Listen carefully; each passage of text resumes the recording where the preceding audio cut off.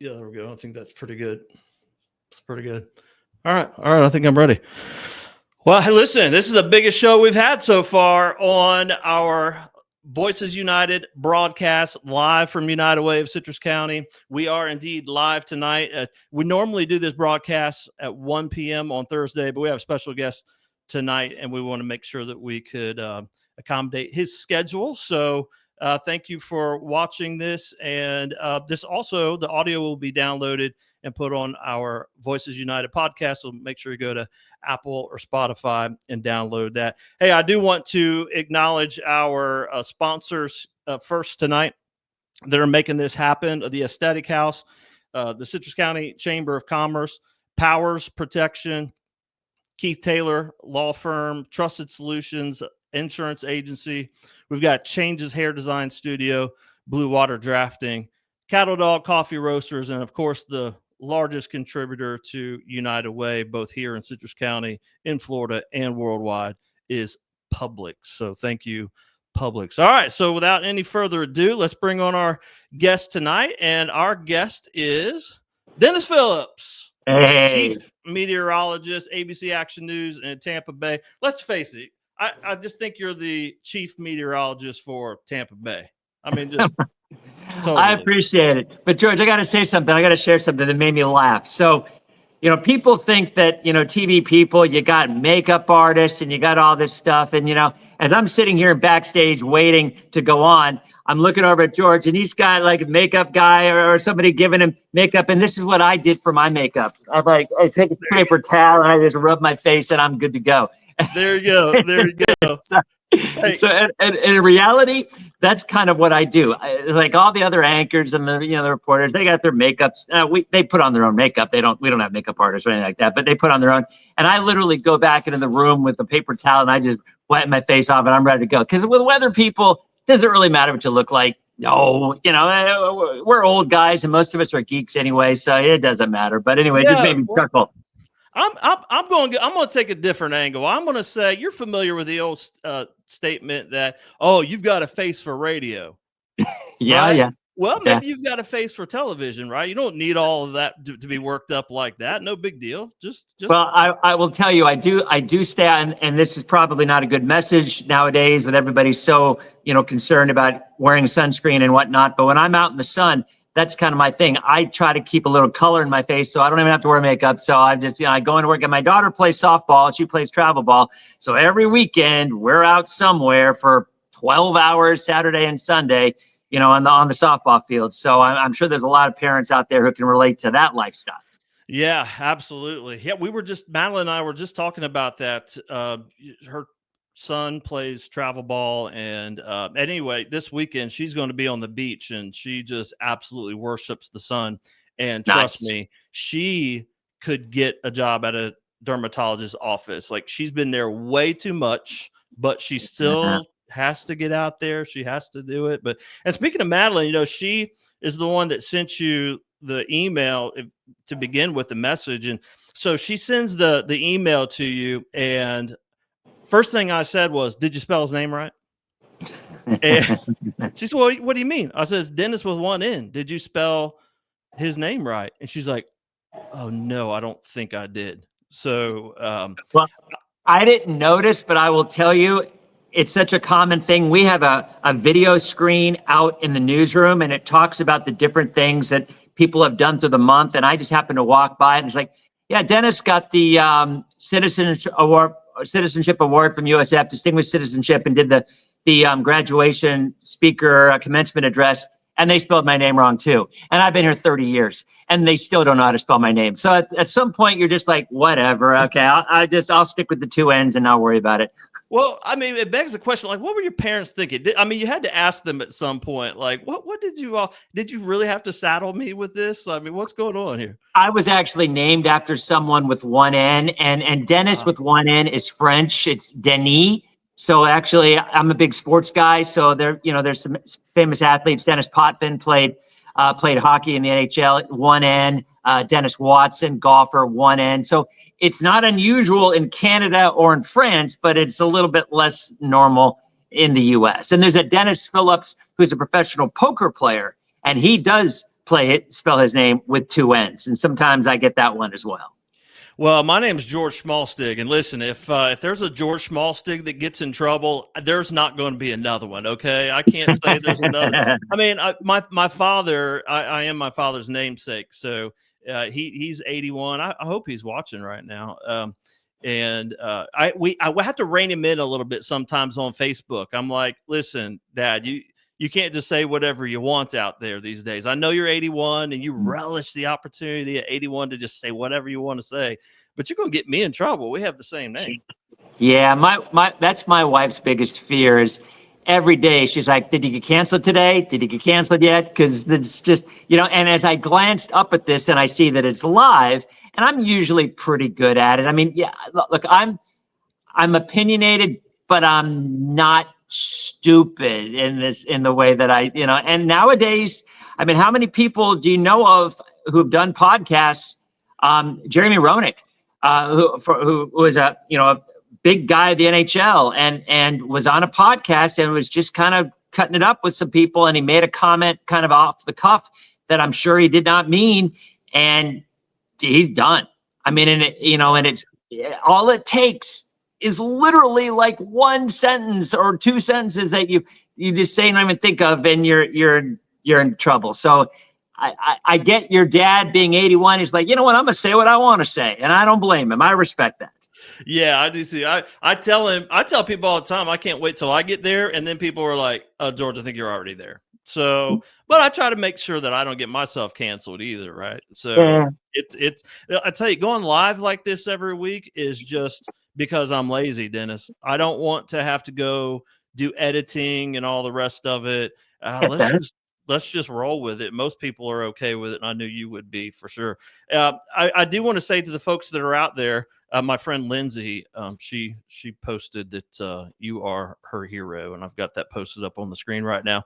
So anyone else that has a comment, you want to ask a question of Dennis, or just say hello to him, then feel free to post something in the comment section. And if it won't get you canceled, then I may just go ahead and click on it like Lindsay's post and show it on screen. Dennis, I will say, in honor of you, sir, I do have my nice. Cheers, my new friend, Diet Dr. Pepper. And it's the greatest thing, because this is no lie. During hurricane season, my Ring doorbell goes off 3, 4 o'clock in the morning, 2 or 3 times a week, with people who I don't know who they are, and they just show up at my front door with a 12-pack of Diet Dr. Pepper and just drop it off at the front door. And I get it. Now, it freaks my wife out because people are at our door at 3 o'clock in the morning, but I'm like, I'm very transparent with my life. That's just kind of the guy that I am. And my take is, if somebody wanted to get me, they'd be able to get me. It doesn't matter. There's no secrets out there these days anyway, so I don't mind letting people know where I live. And we do some fundraising at Christmas time where everybody knows anyway. But at the end of the day, there's something about Diet Dr. Pepper that people just know that that's my drink of choice. And I have cases of it during hurricane season, and we use it because Greg D, who are morning meteorologist, and Jason Adams, our weekend meteorologist, they're all DDP fans as well. So, I mean, we go through it like water. Yeah. I'll tell you what I like about. I'm more of a Mountain Dew guy, but that packs on the pounds. So then it's like, well, I could get Diet Mountain Dew, but Diet Mountain Dew tastes nothing like Mountain Dew. But if I get Diet Dr. Pepper, to me, it tastes like Dr. Pepper. I don't know what's going on there, but it tastes close. So I got a question. Is it Mountain Dew Zero, or is it Diet Mountain Dew? Because there's a difference. Yeah, it's just the diet. I don't know that I've done the Zero. Is that better? Well, you know what? No, you know what I've noticed about all the zeros, and this is true of Coke Zero, Dr. Pepper Zero, all of them. To me, they taste more like the real soda at first, but then there's a really big aftertaste at the end. I mean, I'm telling you, it's noticeable. So, like, if you drink a Diet Coke, it'll taste like Coke at first, but then you get that really. I don't like it. I mean, there's some people who love it. That's when that aspartame kicks in. Yeah, whereas like Diet Coke and Diet Dr. Pepper, it doesn't taste like necessarily the real deal, but I think it tastes every bit as good, if not better. So and you talked about packing on the pounds, and I get it. When I drink a 12-pack a day, which I do, And oh, you shouldn't drink that much because it'll kill you. Well, you're probably right, but that's my vice, and there's worse vices out there, I guess. I don't know, All but right, for but yeah. anyone that's thinking you're going to chop up that clip of Dennis just saying he drinks a 12-pack a day, he's talking about Dr. Pepper. We're going to make that Well, very it depends on the time of the year, mind you, but clear. but yes, Exactly. it is Diet Dr. Pepper. Yeah, yeah. I will tell you. So I'm sitting in what is probably like maybe an 8 by 10 room or so, maybe.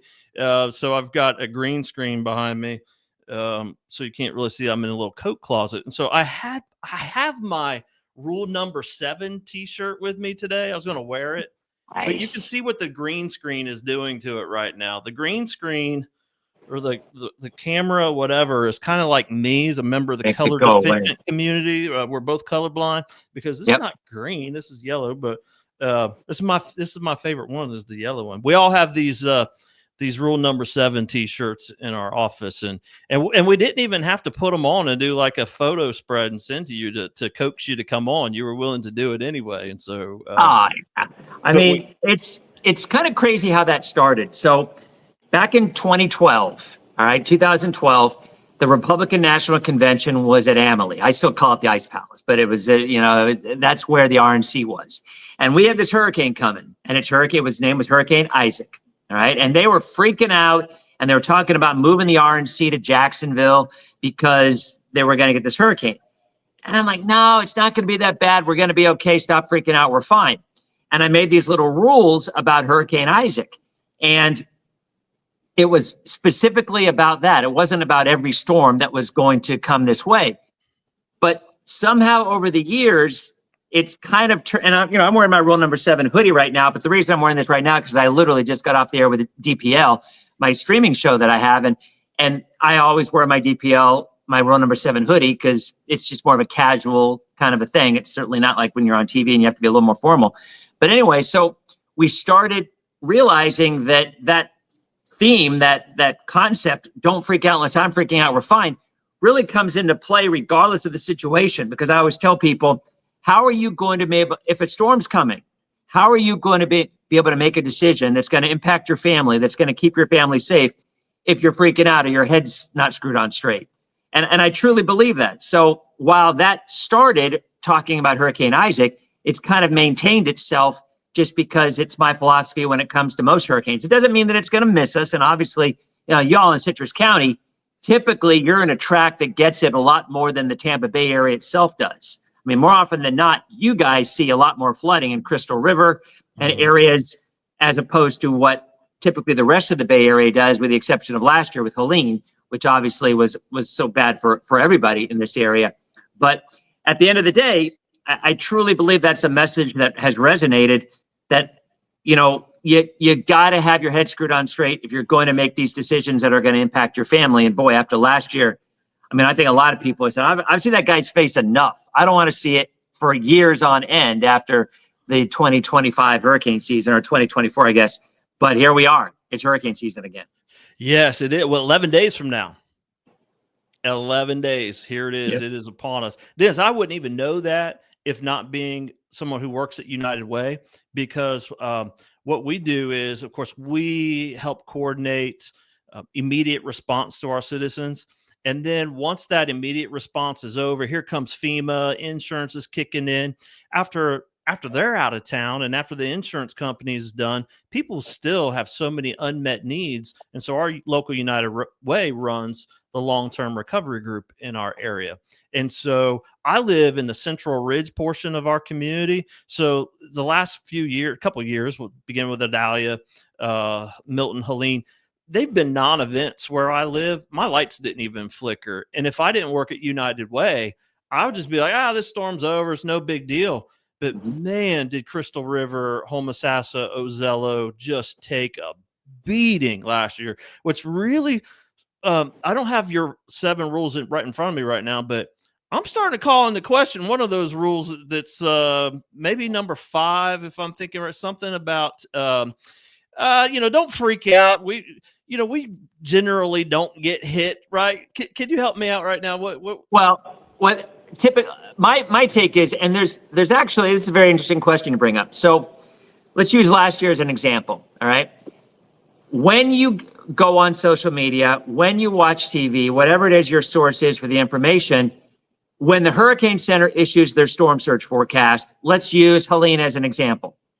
That forecast was an 8 to 12 foot storm surge. That's what the numbers were. That's what we were hearing in the media. That's what you're hearing all over the place. That's what you're seeing on social media.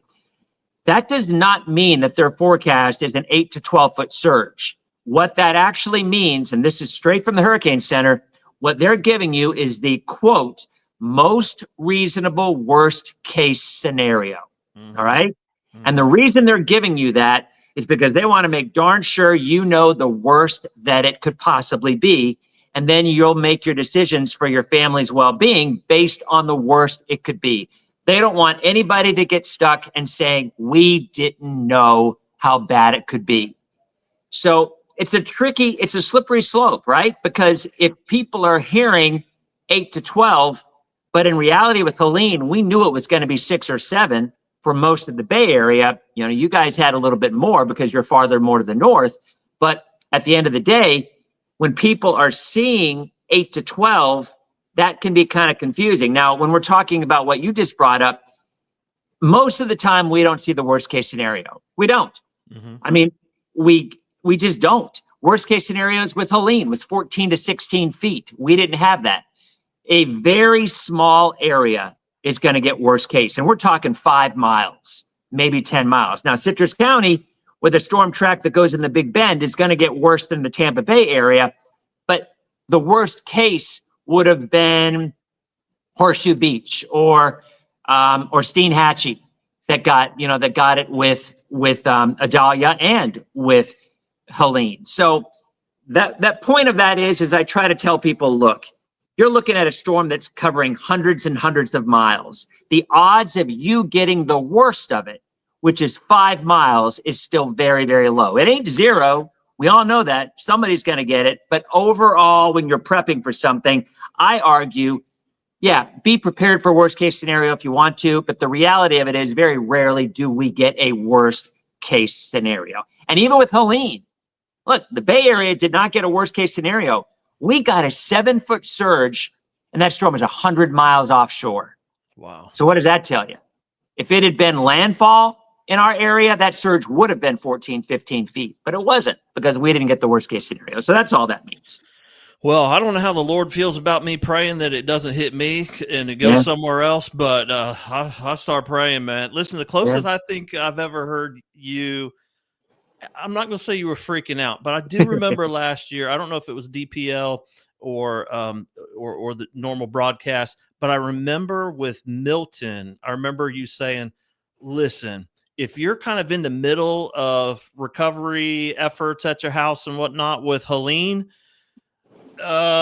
you might want to just kind of, if you're thinking about hanging up some drywall or whatever right now, you might just want to leave the drywall down. I think I remember you saying that exactly. And I was just like, I did.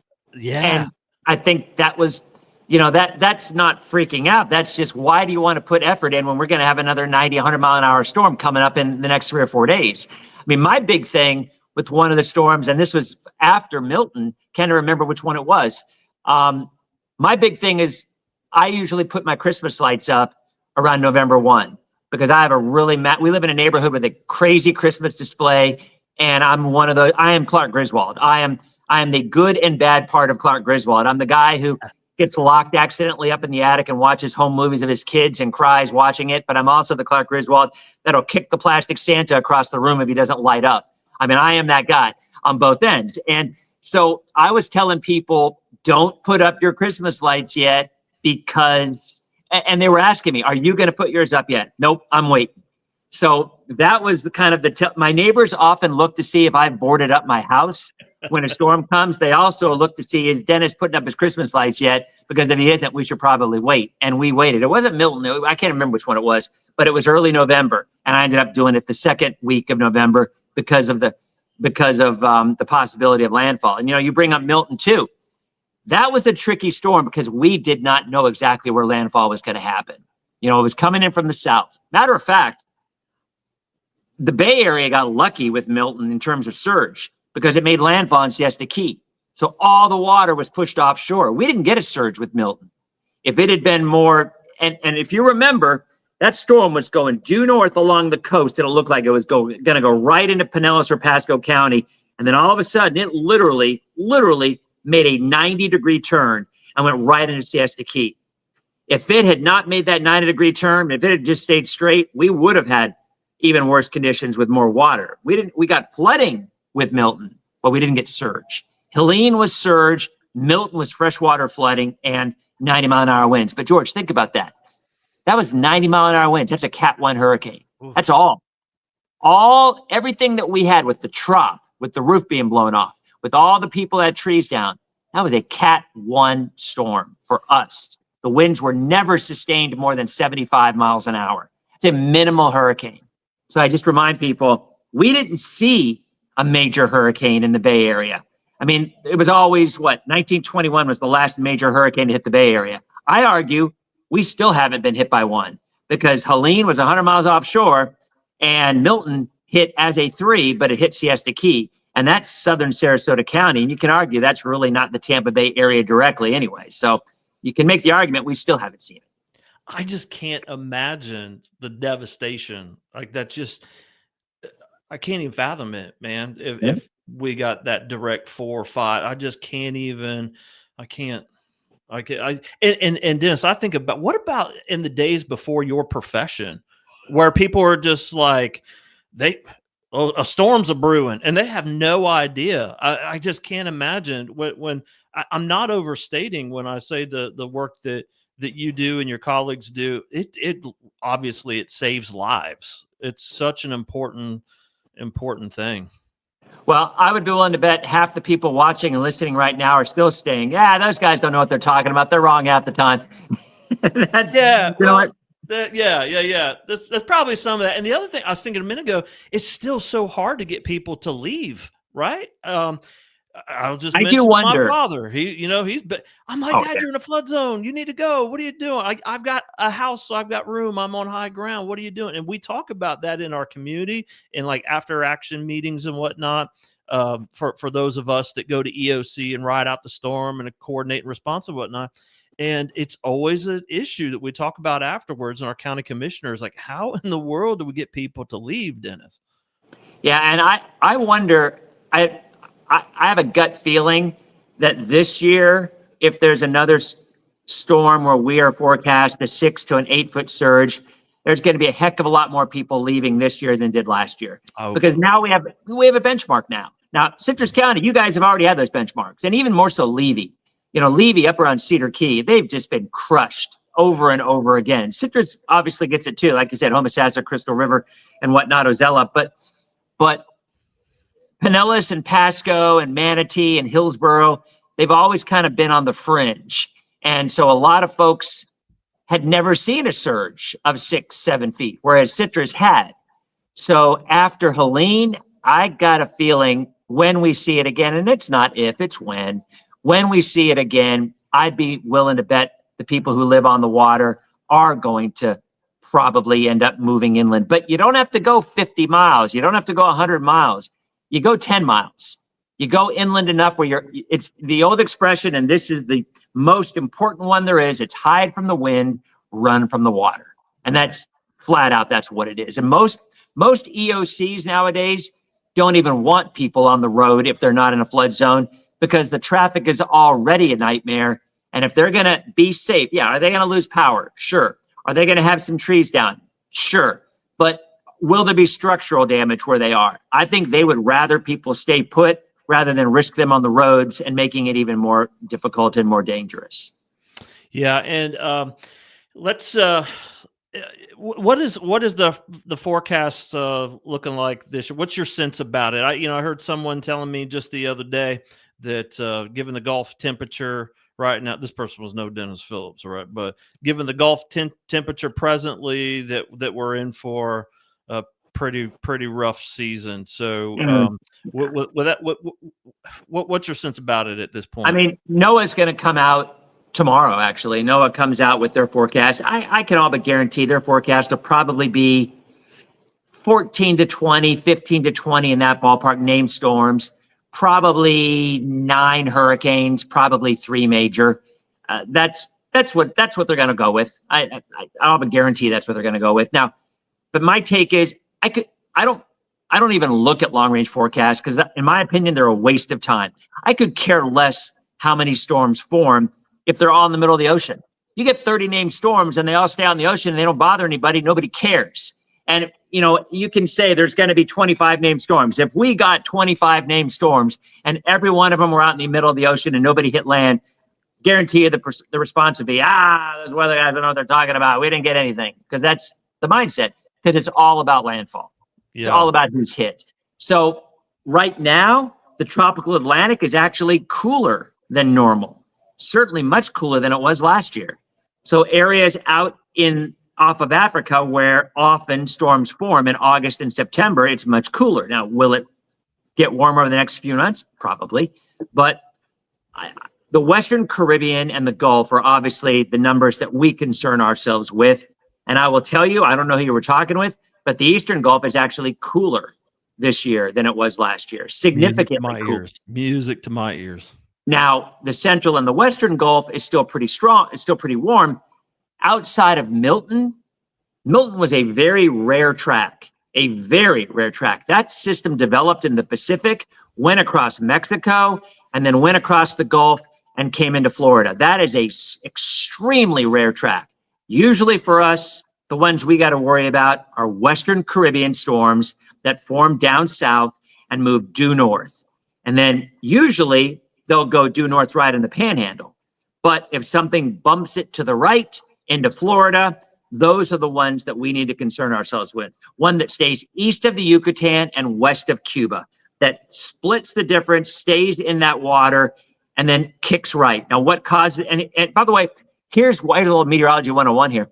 Most storms out there want to go north, right? They will be drawn toward the Panhandle, which is why normally the Panhandle gets hit a heck of a lot more than the western coast of Florida does, because storms will be drawn toward the poles, northward. So what causes a storm to kick more toward the right or toward us? Well, that would be a front or a trough. How many fronts and troughs do we get in July and August, right? Not many. So typically in September and October, we're more prone to see a cold front come down or a trough that would swing a storm into the western side of Florida. So usually June, there might be some weak development in the Gulf, typically a rainmaker, no big deal. July, usually really quiet.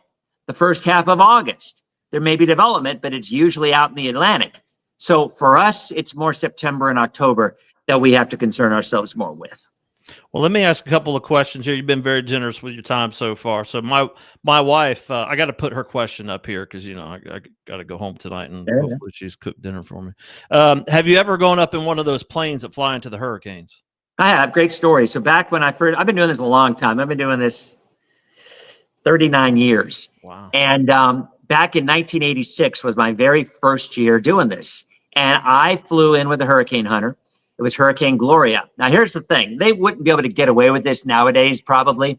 But the hurricane hunters back then were cowboys. And they like to mess with you, right?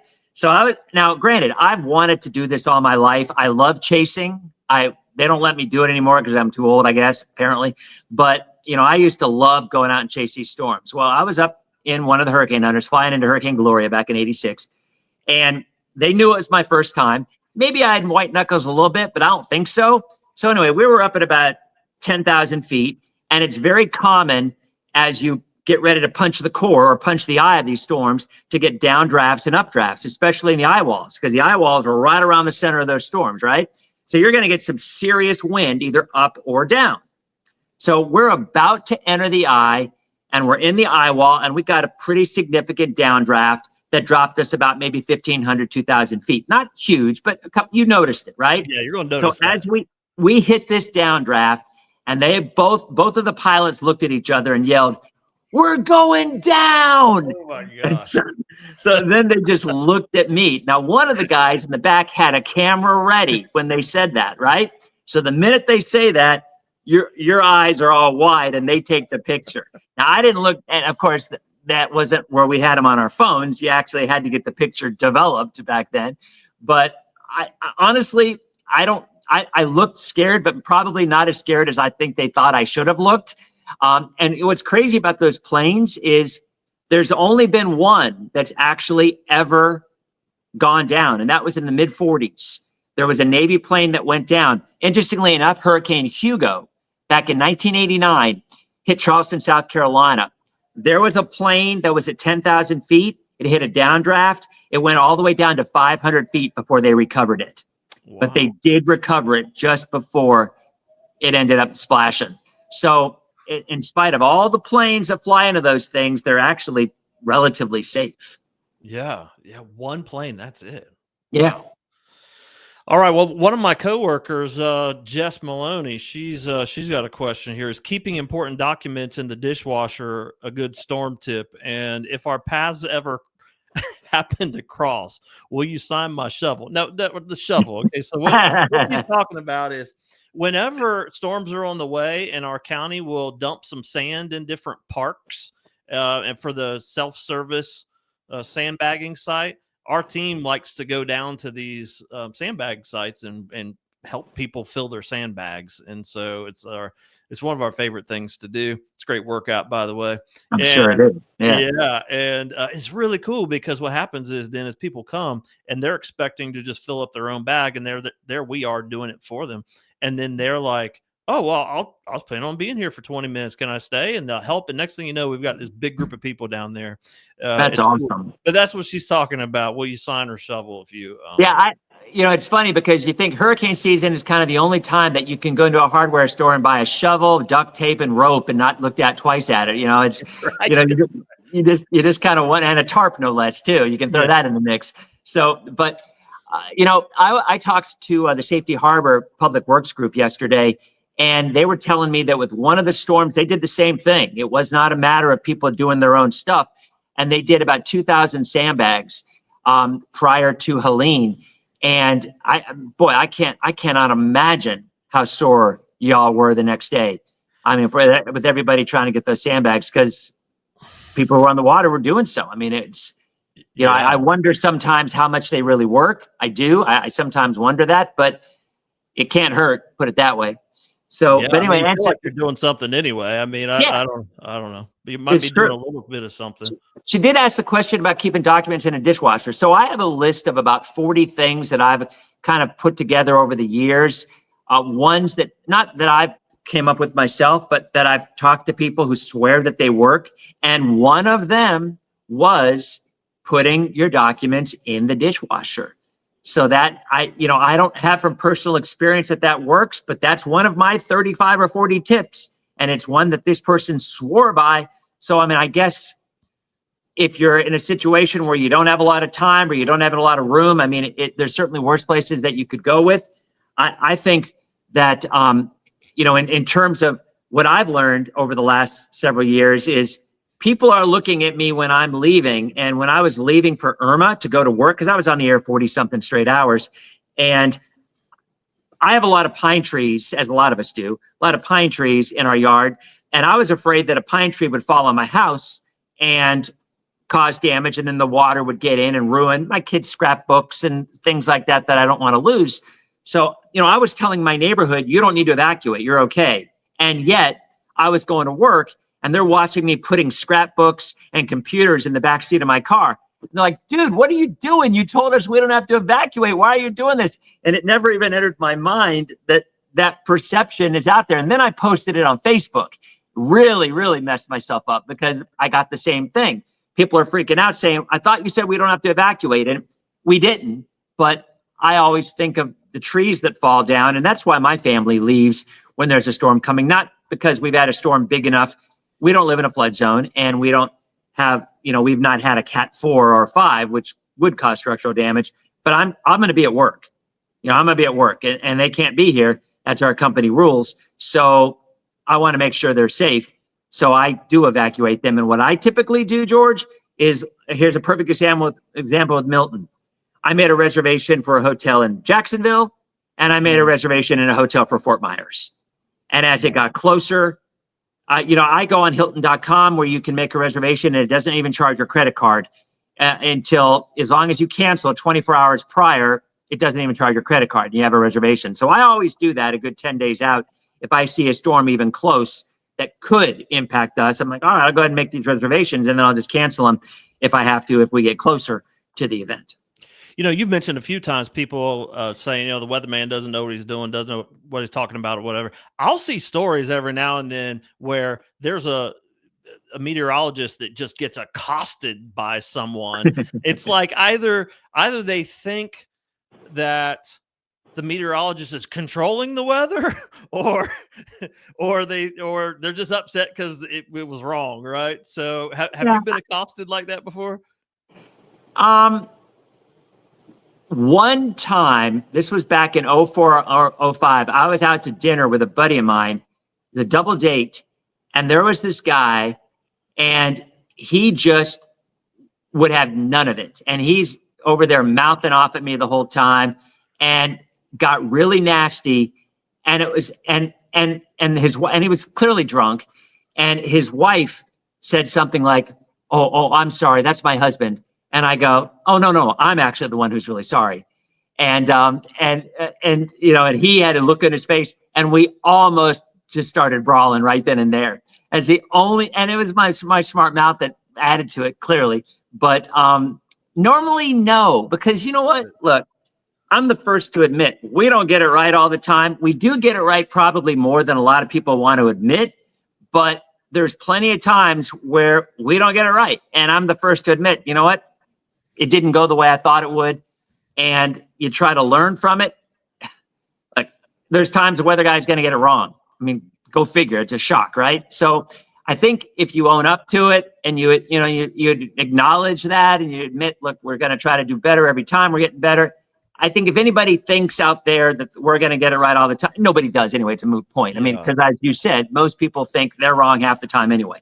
But I will tell you, the National Hurricane Center, the forecast last year with Helene especially, 10 days out, they made a forecast that was exactly 7 miles off from landfall 10 days out. The forecasts, I don't care what people say, the forecasts are getting better. They're absolutely getting a lot better. Now, 3, 4, 5 days out, your margin of error is a lot bigger.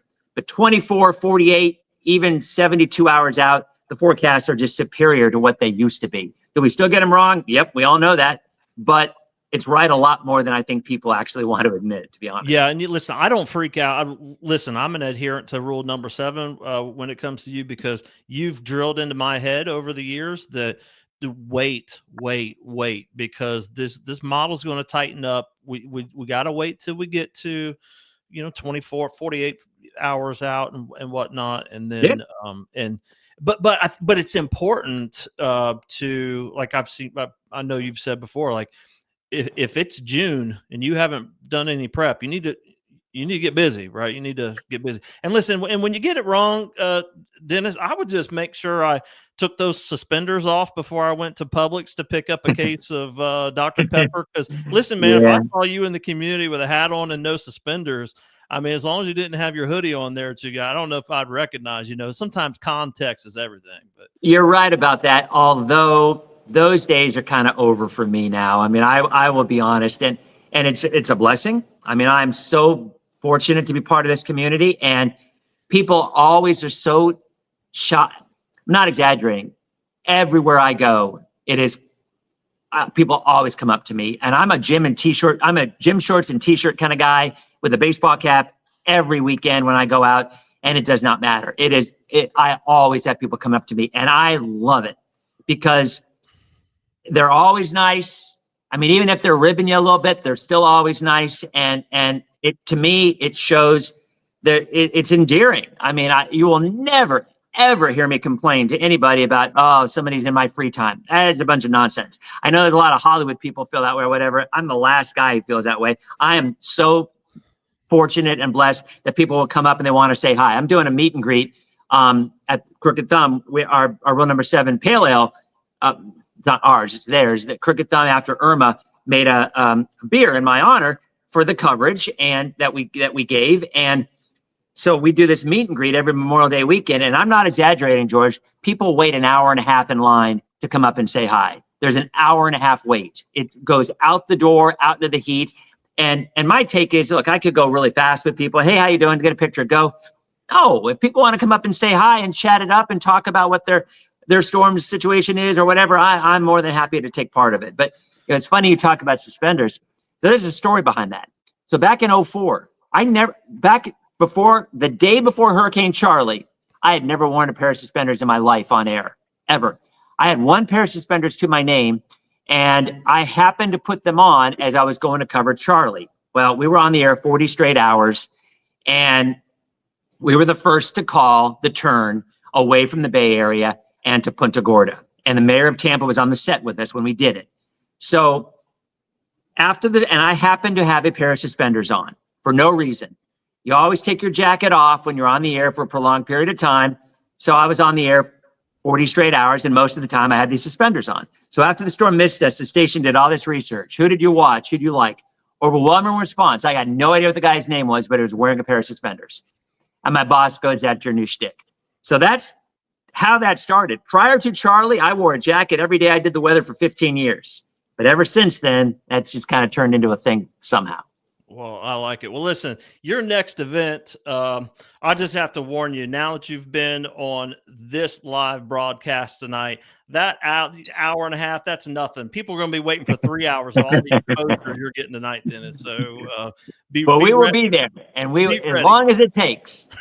Be ready. All right, I got 2 more questions for you, if you don't mind. So it was probably 8 weeks, I think, off the top of my head, after Idalia, that Crystal River got hit with a tornado. It was a major tornado, in fact, and oh my gosh. And of course, it just rips through some of our lower income areas in the city and whatnot. Of course, that's where it would go. My friend Kara, she asked, are tornadoes more common with thunderstorms during the summer rather than hurricanes? It's a great question. It's a really good question, and it's not an easy answer. So if I ask people, what state gets more tornadoes than any state in the country, what would your answer be? What would you think? I'm going back to Wizard of Oz land there. I'm going Kansas. Yep. I'm going the center of the country. Yep. Oklahoma, Kansas, Texas. It's Florida. Mm-hmm. And the reason it's Florida, because waterspouts count as tornadoes in that table, the way that they add it up. So in the summertime, during our thunderstorm season, 99.99999% of the time, they're very, very small tornadoes. They're EF zeros. They might mess up a pool cage, and they might knock over some furniture. There's usually, you're talking winds of 60, 65 miles an hour in a very small area. Hurricanes are very, very commonly spawn tornadoes, but they're usually small tornadoes. They're usually EF zeros. And typically it's in the northeast quadrant. Now, you guys are in a storm that passes by you to the west, you're in the northeast quadrant. So you're going to see tornadoes. Even still, the majority of them are very small. But if you saw that one with Helene, with Milton, it wasn't in our area, but it was South Florida. They had an EF3, EF4 tornado spawned by that hurricane, and I've never seen anything like it. There's never been another one that strong in the history of records in the state of Florida. So the answer to your question is, we get more of them. I would argue, well, actually, we get them both. I mean, we just said thunderstorm season, you get waterspouts. Rarely do they form into damaging tornadoes. Hurricanes, you get tornadoes in the northeast quadrant. They're typically weak, EF0 to EF1. So I guess you would probably say the damaging tornadoes might be a little more prevalent in a tornado than a thunderstorm season, but we're going to get more of them in thunderstorm seasons because waterspouts count as tornadoes. And usually when waterspouts move on shore, they dissipate like that and they don't have time to do any damage. But they're both common. Yeah. Well, Dennis, you have a beautiful family. So my final question for you is, and you have 6 kids, right? I do. Okay. So my final question to you is, what weather pattern best describes raising 6 children? A Cat 17 hurricane, because purely chaos. Look, I'm really lucky. My oldest son is 31 and he's a doctor in New Orleans. They've all grown up in Florida. Went to USF, then went to Tulane for medical school, and he's recently been married, and his wife is a doctor in New Orleans. And then my next son down, he lives in South Tampa, graduated UF. My daughter just got her PhD from UF, and she's doing occupational therapy. She moved out to Denver. And so she wanted some seasons to see what it was like. And then I've got another son just graduated FSU a couple of weeks ago. He's going to be working in Tampa. I've got a junior in Palm Harbor High School, and then I have a 10-year-old daughter, Ryan. So it is never a dull moment, and I love it. I love the chaos. I mean, I'm that kind of guy. I'm not good at planning things. I'm a fly by the seat of their pants kind of guy, and our household. One of those signs, there's signs that when you you have pinned around your house that your wife puts in there for you. And, there's some of them are live, life, love. I don't know, live, laugh, Yeah, love. we've all been to Hobby Lobby. We know what you're talking about. Exactly. Well, one of ours saying that our house is chaotic and we love it that way. And holidays, now that they're older, it's harder to get everybody together, but I relish those days. So it's chaotic, but to me, that's my true love. And I'll look back at my life and, I work nights and that kind of stinks because I go to work at 2 p.m. and my kids aren't home from school, and I get home at 1 a.m. and my kids are in bed. And anybody who works evenings and works the night shift knows it. It's tough. It's makes you kind of sad that you miss a lot of stuff. But I've been blessed that when my kids are all there, that I love that chaos, and they're kind of the same way. And I think we're still a very, very tight family in spite of all that. Yeah. Well, my sense about it is just after talking to you tonight, I've thoroughly enjoyed this. I really appreciate it. I could see you being just a great father. Probably not great enough that any of those 6 children would wait an hour and a half outside of a restaurant or something to come say hi to you. Maybe they would. Oh, maybe they wouldn't. my son does. My son, Josh. Matter of fact, the one who just graduated FSU, he's with his girlfriend this week at her parents' house in South Florida. He is driving up just to be back so he can stand in that line for an hour and a half. Because he does that. Him and his brother Shay, they both stand in that line because it's kind of a tradition thing with them now. So they actually do. So that kind of tells you a lot about them. That's great. Well, listen, you're winning, man. You're winning. Then that's fantastic. So what a beautiful family. Well, I appreciate it. Had a lot of fun. We didn't have any conversations prior, so it was just kind of a fly by the seat of our pants, and that's kind of the way that I like it. So, hopefully some folks got a few things out of this, but also maybe had a little bit of a peek behind the curtain to see what it's like in the chaotic life of a weather guy in Tampa as well. Yeah, that's what I wanted to talk to you about. And yes, literally for the audience, you logged on, we worked through some audio issues, and it was like, hey, I'm George. Hey, Dennis, let's here we go. Let's click Let's live. Go. Yeah, let's go. And how do people get merch like that hoodie you have and my Rule Number 7 shirt? So we had a problem with our distributor. Teespring handled all the clothing, and they went out of business like 6 months ago, or they're almost out of business, and it's been a nightmare trying to get stuff. So we're in the process of getting a brand new distributor for all the merchandise for the clothing. That'll be posted on Facebook probably June 1 is my hope, the first day of hurricane season. But all of our tumblers and our water bottles and all that stuff, that's on our Etsy page. So if you just go on Etsy.com and search Rule 7 Shop, you'll see it all. And it's all there. And again, proceeds always benefit local charities, whether it's Feeding Tampa Bay, whether it's Children's Miracle Network, whatever it is. I mean, we've always been a family. And just real quick, I know you guys are probably slammed for time, but something I wanted to mention. So we mentioned briefly our Christmas display. So our family started doing a hot chocolate fundraiser 6 or 7 years ago. And it started as my son's one of my son's school projects. And he's like, because there's a lot of people that come to the neighborhood to look at the Christmas lights. So he's like, Dad, why don't we do a dollar hot chocolate and see if we can make a couple of bucks and donate it for charity? I'm like, great idea, Josh. Great idea, Jake. So we did it, and it was fun. But the next year we decided, let's pick it up a notch. So I went on TV and invited the entire Bay Area to come look at the Christmas lights and get hot chocolate on that Saturday. Well, of course, the HOA hates me. I mean, there have been death threats, and I know one man in particular who's certainly responsible for it. And but at the end of the day, get a load of this. So dollar hot chocolate. So that's all it is.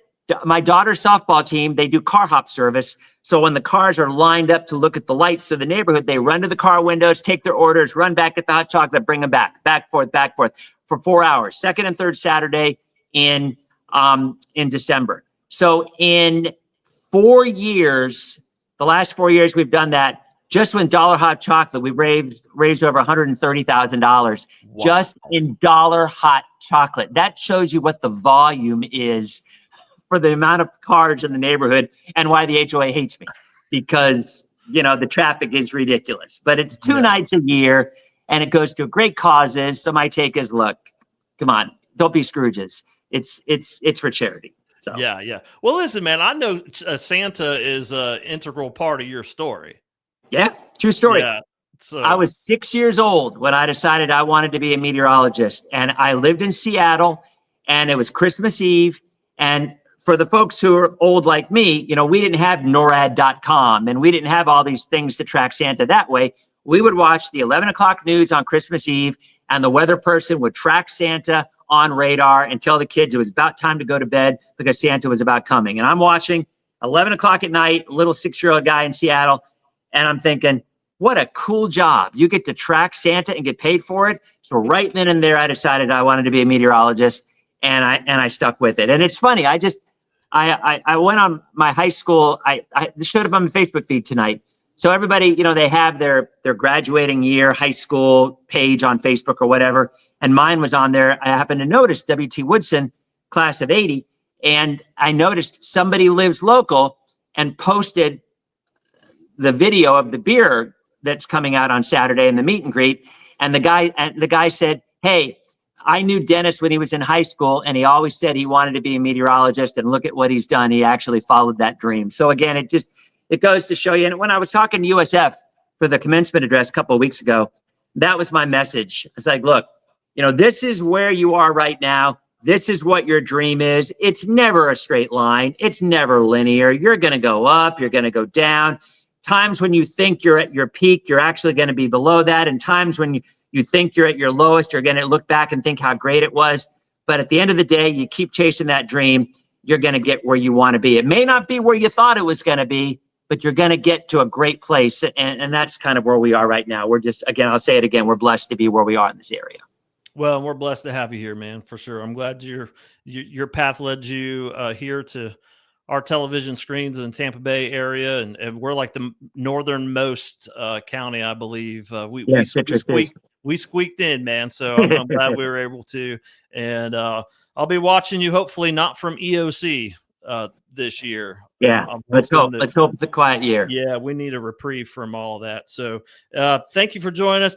Dennis, if you would, just hang on for a minute after I close this out here so I can give you a proper goodbye. But, man, thank you so much. I know that the people in Citrus County, I haven't posted every comment that people have made, but people here from our little chunk of paradise here in Citrus County appreciate you being on here tonight. So thank you. My pleasure. It was a blast. Thank you.